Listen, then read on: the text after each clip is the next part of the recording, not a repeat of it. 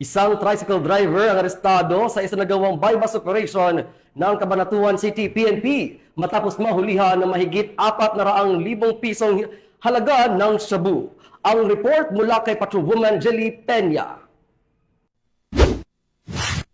Arestado ng mga tauhan ng Cabanatuan City PNP ang isang tricycle driver matapos mahulihan ng humigit kumulang 477,000 pesos na halaga ng hinihinalang shabu sa kinasang bypass operation sa Purok 7, Barangay Padre Crisostomo, Cabanatuan City, Nueva Ecija. Kinilala ang suspect na si Alias Orly, 43 taong gulang, may asawa at residente ng nasabing lugar. Ayon kay Police Lieutenant Colonel Renato C. Morales, hepe ng Cabanatuan City Police Station, nakabili ang pusher buyer ng isang heat-sealed transparent plastic sachet na naglalaman ng hinihinalang shabu na may tinatayang bigat na 0.20 grams gamit ang mark money. Sa kasagsagan ng pag-aresto, nakumpiska pa mula sa suspect ang karagdagang isang knot-tied plastic bag at 2 heat-sealed plastic sachet na parehong naglalaman ng hinihinalang shabu na may kabuang bigat na 70 grams.